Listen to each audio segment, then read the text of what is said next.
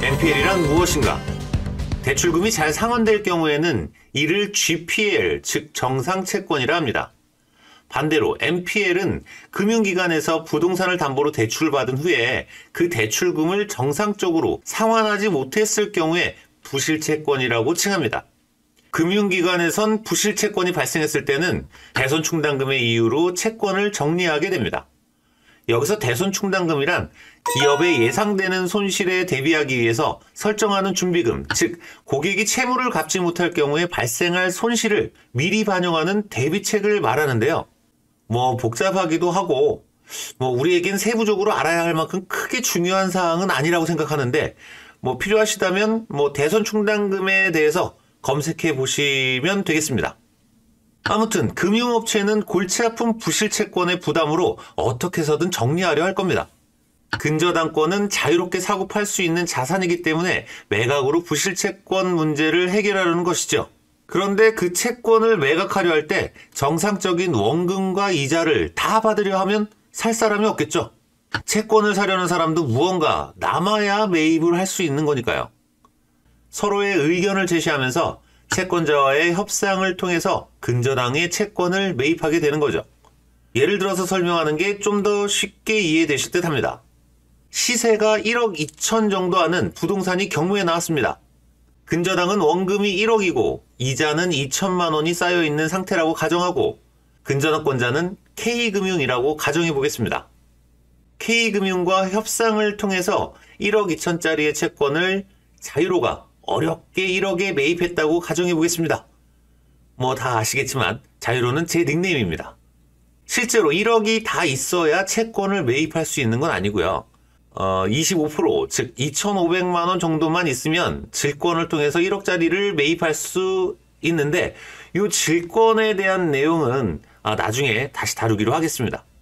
채권을 매입한 자유로는 직접 입찰에 참여하려 합니다. 채권을 매입했기 때문에 입찰 금액을 정하는 것에 대한 고민은 없겠죠. 실제 경매로만 입찰하시는 분들은 입찰 금액에 대한 고민이 상당하리라 생각합니다. 저 역시도 일반적인 경매 입찰에 참여할 때 입찰 금액에 대한 고민을 많이 하니까요. 그런데 NPL로 채권을 매입했을 때는 그 입찰 금액에 대해서 크게 신경 쓰지 않습니다.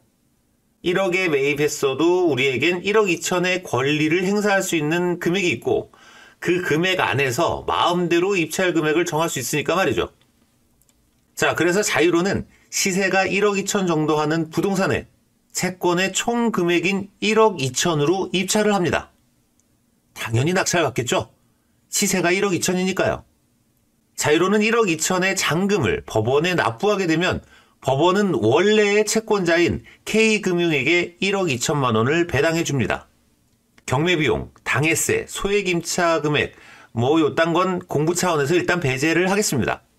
1억 2천을 배당받은 K금융은 계약한 대로 2천만 원을 자유로에게 보내주고 채권의 계약과 경매가 비로소 종료되는 거죠.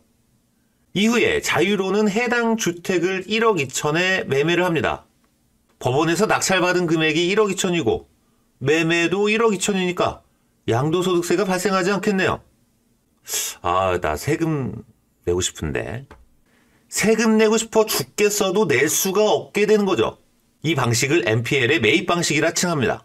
그런데 만약에 제3자가 자유로보다 높은 금액으로 낙찰받고 자유로가 폐찰한 상황이라면 어찌 될까요? 근저당권자인 K금융에 1억 2천이 배당되는 것에는 변함이 없고 우리와의 계약에도 변함이 없습니다. 그렇기 때문에 배당받은 K금융은 약속한 대로 2천만 원을 자유로에게 보내주고 사건은 종결됩니다. 감사하게도 매매의 수고로움을 덜어주고 폐찰했음에도 돈을 버는 방식, 이때의 방식을 NPL의 배당 방식이라 표현합니다. 그럼 실제로 저희가 진행했던 사례들로 설명해 보겠습니다. 먼저 NPL의 매입 방식 사례입니다. 채권 원금이 2억 2천이었고 이자는 4천이 쌓여있는 상태여서 총 채권액은 2억 6천이었습니다. 이 채권을 2억 2천에 매입을 하고 채권 총액인 2억 6천에 낙찰받은 뒤에 배당일에 4천만 원을 돌려받고 6개월 뒤에 2억 5,700에 매도를 완료했습니다. 3,700만 원의 수익이 발생한 건 분명하지만 매도가 이루어지기 전까지의 대출 이자부터 금융소득세, 명도비용, 도배, 장판 등의 지출도 분명히 있었던 사례였습니다. 다음은 NPL을 통해서 배당받은 사례입니다. 원금과 이자를 포함한 채권 총액이 3억 4,500이었는데 이 채권을 2억 9,500에 매입했습니다. 그런데 감사하게도 어떤 귀인께서 3억 5,800만 원의 낙찰을 받으셨습니다. 어우, 정말이지 너무너무 감사한 분이에요. 정말 오래 사실 겁니다.